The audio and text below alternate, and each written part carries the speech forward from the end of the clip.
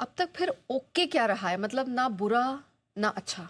देखो, जो अच्छा है वो, जो कम अच्छा है हम्म, या जो खराब हो सकता नहीं हुआ, वो फरवरी में वो भी चीजें एक तरह से पॉजिटिव। नंबर वन, तिमाही नतीजे। आप अक्टूबर के मुकाबले में, सितंबर के मुकाबले में दिसंबर तिमाही के नतीजे आमतौर पर बेहतर है। एक्सीडेंट्स इस बार कम है, करेक्ट। राइट। भाव नीचे है और एक्सीडेंट्स कम है, सो नंबर्स उतने खराब नहीं।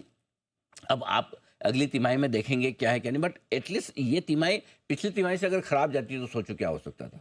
बहुत तो पहली चीज।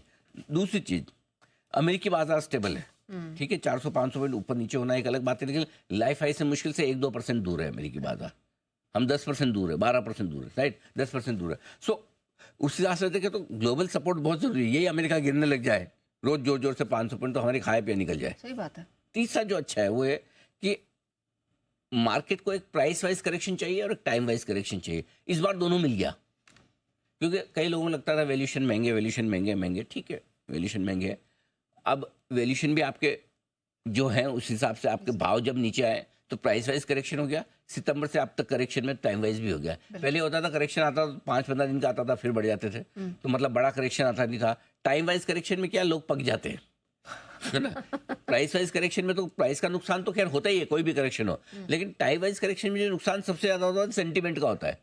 अरे यार बाजार बेकार है, मरने दो। और पेशेंस बहुत सारे लोग जो होता है। जिनको रोज बाजार से कमाना है, वो फिर पेशेंस छोड़, मतलब टूट जाता है, मुझे जाने दे, अपना काम नहीं है, समथिंग लाइक दैट। सो ये एक। और आखिर में एफआईएस की बिकवाली का क्वांटम कम होने के संकेत आ रहे हैं। हाँ। जितना अक्टूबर नवंबर में बेच रहे थे, जितना दिसंबर जनवरी, उसके मुकाबले में फरवरी में बिकवाली तो है, इसमें कोई डाउट, लेकिन धीमे धीमे बिकवाली का आंकड़ा कम होता जा रहा है, ठीक है। तो ये कुछ अच्छी चीजें अब तक हुई है जो मतलब ठीक है, जिनको हम कह सकते हैं कि रिलीफ वाली है।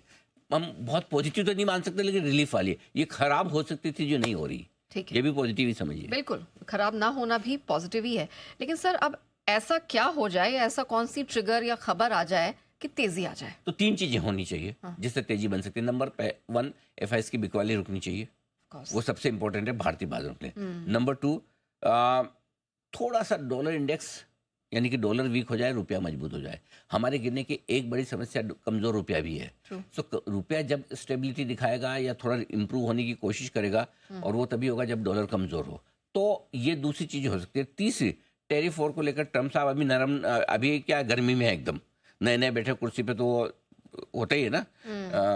7 दिन का एजेंडा, 70 दिन का एजेंडा, वो सारी जो चलते नहीं, ये सारी चीजें वो चल रही है। तो थोड़ा उनका एक बार जितना करना है दिखा दे, जो कुछ बाहें चढ़ानी है वो कर ले, करा ले। 5-15 दिन, महीने में जब भी थोड़े ठंडे हो जाए, फिर क्या हफ्ते 2 हफ्ते में एक आध स्टेटमेंट तो ठीक है चलेगा, लेकिन हर रोज की नहीं चलेगा ना। सही बात है। हाँ, वो